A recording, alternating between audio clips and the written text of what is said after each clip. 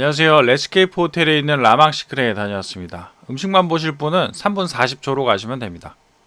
제가 여기 12월 초에 다녀온 곳이라 연말 분위기가 그때는 좀 낯섰는데 지금은 새해 분위기로 바뀌었을 것 같네요. 위치는 명동에 있는 레스케이프 호텔 26층에 있습니다. 회원역이랑 가까운 편이기도 하고 옆에 신세계 명동점도 있어서 주변에 구경할 것들이 꽤 많은 곳이에요.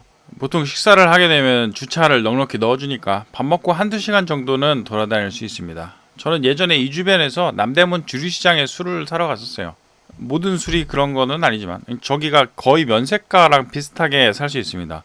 그래서 여기도 예전에 상당히 자주 갔었는데 지도를 보니까 생각이 다시 나네요. 레스케이프 호텔은 신세계에서 준비해서 2018년도에 오픈한 호텔입니다. 이 호텔 초반 전략 자체가 음식점들이 힘을 주는 거였던 걸로 알고 있어요. 그래서 오픈했을 때부터 여기 음식점들은 평이 다 좋았습니다. 호텔 자체는 큰 편은 아니라 시원시원한 느낌은 없긴 하지만 아마 좁아서 뷔페가 없는 것 같기도 해요. 아무튼 그래서 여기가 가격도 호텔 음식점들 중에서는 포지션이 괜찮은 편이기도 하고 맛도 좋은 편입니다. 레스케이프에 있는 음식점이 카페 라운지랑 바를 제외하면은 두 곳이 있는데 중식인 팔레드신, 제가 예전에 한번 올린 적이 있는 곳이에요. 중식 좋아하시면은 한번 가볼 만한 곳입니다. 그리고 이날 제가 갔었던 라망시크레, 라망시크레가 2020년에는 미슐랭 플레이트였다가 최근에 발표된 2021년 미슐랭 가이드에서 미슐랭 원스타를 받았습니다. 미슐랭 나올 때마다 하는 이야기지만 미슐랭은 창보 정도로만 활용하는 게 좋은 것 같아요. 여기가 음식 장르가 컨템포러리라고 합니다. 요즘에 많이 보이는 단어긴 하죠. 이게 뜻이 대충 현대의 뭐 그런 뜻인데 한국 스타일의 양식을 현대적으로 풀어냈다고 하네요. 한국 스타일의 양식이라고 해서 한식의 느낌은 아니고 말 그대로 한국 스타일의 양식입니다. 마음 편하게는 프렌치 쪽이라고 보셔도 좋을 것 같긴 하네요. 고춧가루를 썼다기보다는 오일을 사용한 느낌인 건데 그래도 완전 프렌치라고 하기에는 멸치나 미나리 같은 게 있긴 합니다. 밥 먹는데 어떤 느낌인지만 알면 음식의 장르를 정확하게 나눌 필요는 없으니까 이거는 음식 나오면 이야기를 더 하기로 하고, 가격은 런치가 9만원이고 디너는 15만원입니다. 저는 런치로 다녀왔어요. 여기가 기념일이나 생일날 예약을 하실 때 생일이나 기념일이다 라고 이야기를 하시면은 나중에 디저트 나올 때 레터링을 해주세요. 저는 기념일이라고 말씀을 드렸더니 디저트가 저런 식으로 나왔습니다. 인테리어는 자주색 같은 빨간색을 사용한 부분이 레스케이프 호텔 전체 인테리어랑 상당히 비슷해요. 팔레드신에도 비슷한 빨간색을 사용한 걸 보면은 이 호텔이 이런 스타일의 붉은 거를 좋아하는 것 같기도 하네요. 그래서 라망시크레도 좀 빨갛긴 하지만 분위기는 좋은 편인 것 같아요. 저는 여기처럼 식탁보 흰 거 사용하는 곳들이 좋더라고요. 메뉴판입니다. 여기 메뉴판 위에는 이름이 써져서 나와요. 저는 캐비어와 달걀을 추가했고 일행은 메인을 등심으로 바꿨습니다. 그리고 식전빵은 안 나오고 빵이 식사 도중에 한번 나와요. 뷰는 건물 사무실 뷰. 여기가 26층인데 옆 건물도 상당히 높아서 그런지 뷰가 좋은 편은 아닌 것 같아요. 그리고 여기 와인잔이 약간 독특해요. 잘토라는 브랜드에서 만든 건데 저렇게 누워 있습니다. 그렇지만 밑부분은 평평하게 해놔서 굴러가지는 않아요. 예전에 이거 처음 봤을 때는 잔이 굴러가는 줄 알았어요. 그래서 그 와인 마실 때 잔 막 빙글빙글 돌리는 거 있잖아요. 그거는 놔두면 자동으로 될 것 같아서 편할 것 같지만 상당히 신경 쓰이겠구나 싶었어요. 그렇지만 만드는 분들이 그렇게 생각 없이 잔을 만들진 않았습니다. 바닥은 평면이라 상당히 안정감 있게 고정해 둘 수 있어요. 처음 나온 로즈마리 물, 이거는 마시는 거는 아니고 다음 나올 음식들이 손을 사용해서 먹는 거라 씻는 용도로 나왔습니다. 이제 첫 음식입니다. 남산 둘레길의 작은 한입거리들 세 가지가 나오고 저렇게 종이로 된 길을 설치를 해주시고 설명을 해주십니다. 보기에도 메뉴에 있는 거는 남산타워죠. 그리고 옛 도성길이랑 마지막은 남대문이래요. 밤은 슈 안에 밤을 갈아서 만든 건데 밤송이나 껍데기는 먹는 거는 아니고 그냥 데코예요. 저 밤처럼 생긴 슈만 먹으면 됩니다. 멸치 미니김밥, 콩피한 멸치랑 감자 샐러드가 들어가 있어요. 콩피는 기름을 이용해서 저온 조리하는 프랑스식 요리 방법인데 오리에 자주 쓰입니다. 여기에는 멸치에 썼네요. 이거 맛있었어요. 김도 바삭하고 멸치가 풍미가 좋아서 잘 먹었습니다. 하나 더 나왔으면 좋았을 것 같은 요리예요. 정식당의 김밥이 생각나기도 하네요. 그리고 세 번째는 회오리 감자. 감자 안에는 체다랑 콩테 치즈를 넣고 위에는 파마산 치즈를 뿌렸습니다. 감자는 차가웠어요. 감자튀김은 방금 튀긴 것들이 맛있긴 하죠. 그래서 이렇게 식은 게 나오는 거는 좀 아쉬운 부분입니다. 치즈랑은 잘 어울리긴 하니까 서버분이 말씀하신 것처럼 명동 컨셉으로 생각을 하면 될 것 같아요. 엄지도 좀 씻어주고, 다음은 광어. 솔잎을 덮어서 숙성한 광어를 겉에 저렇게 두고 안쪽에 송이버섯이랑 배랑 잣을 다져서 넣어두세요. 그리고 아래는 솔잎 오일이랑 송이 에센스를 깔아뒀습니다. 광어가 숙성도가 상당히 좋았어요. 부드럽고 흰살 생선 단맛도 잘 느껴집니다. 간장 찍어 먹고 싶은 맛인데 여기는 간장은 없고 아래에 오일과 에센스가 있죠. 이것도 어울리지 않는 건 아니에요. 대신 아무래도 기름이니까 살짝 느끼한 부분이 있어요. 그런데 안에 들어있는 배랑은 또 잘 어울리긴 해요. 그래도 기본이 오일이니까 이거는 취향을 타겠죠. 안쪽에도 광어 살이 같이 들어있어서 광어가 많이 부족하진 않습니다. 추가 금액을 내고 먹은 5세트라 캐비어 반으로 나눠주셔서 저게 절반이에요. 저런 게 2개 해서 65,000원인 거죠. 아래는 수란이고 위에는 생선뼈 베이스 소스가 노란색으로 나옵니다. 그리고 레몬피를 살짝 했어요. 캐비어를 대충 나눠보면은 벨루가, 오세트라, 세브루가 정도로 이제 나누게 되는데 벨루가가 제일 비싸고 그 다음이 오세트라예요. 상어가 오래 살았고 아래 사이즈가 클수록 비싼 편입니다. 오세트라만 해도 가격이 좀 있는 편이라 이 정도 양이 나오는 거면은 잘 나오는 것 같긴 해요. 그렇지만 캐비어 자체가 취향을 타는 음식이다 보니까 좋아하시는 분만 추가를 하시겠죠. 노른자랑 같이 먹어도 맛있고 같이 나오는 빵에 살짝 올려서 먹어도 괜찮습니다. 저 노란 생선뼈 소스도 생선뼈 골수 빨아먹는 맛이 묘하게 올라와서 맛있었어요. 캐비어가 없어도 수란이랑 저 소스랑 같이 먹기도 좋은 편인 것 같아요.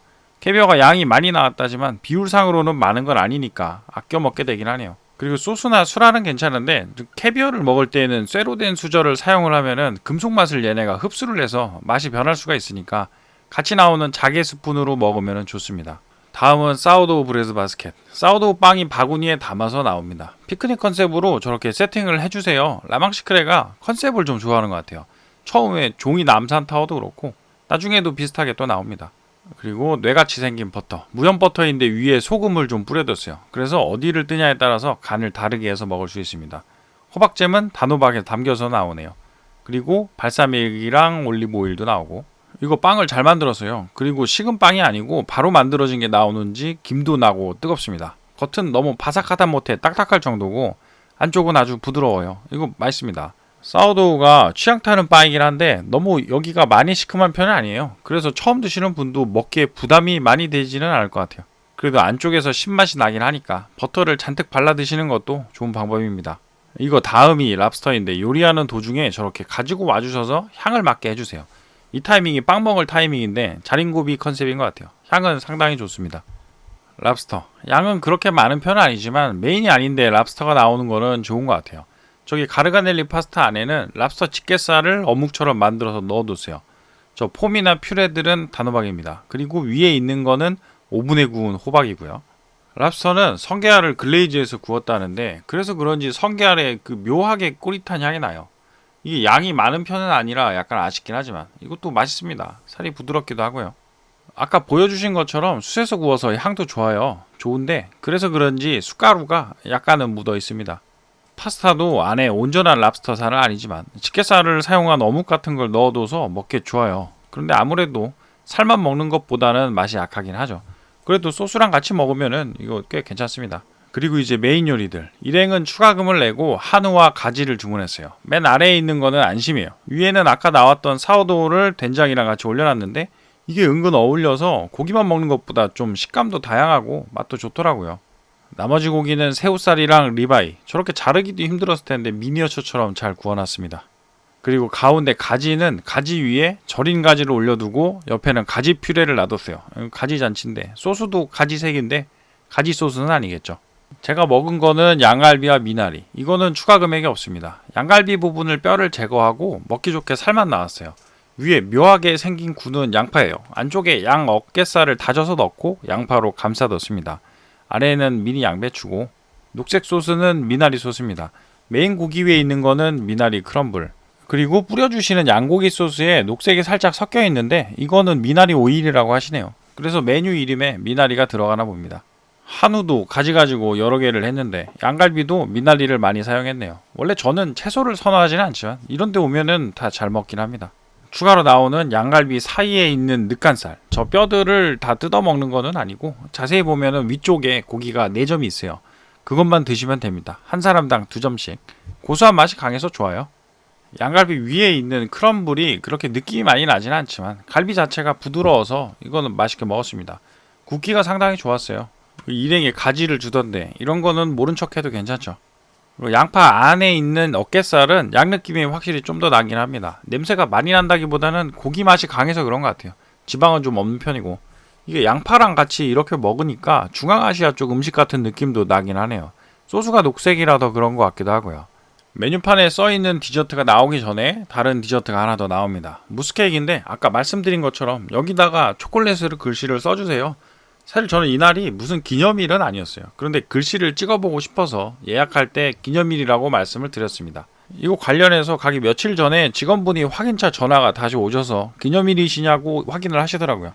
이때 제가 무슨 1주년입니다 아니면은 100일입니다 뭐 이렇게 이야기를 했어야 됐는데 약간 당황해서 그냥 내 기념일입니다 라고만 했더니 저렇게 해피 애니버서리라고 적어주셨어요. 원래는 뭐를 기념하시는지 이야기를 하시면 상당히 디테일하게 적어주시니까 이용하시는 것도 괜찮을 것 같아요. 이름도 써주시더라고요.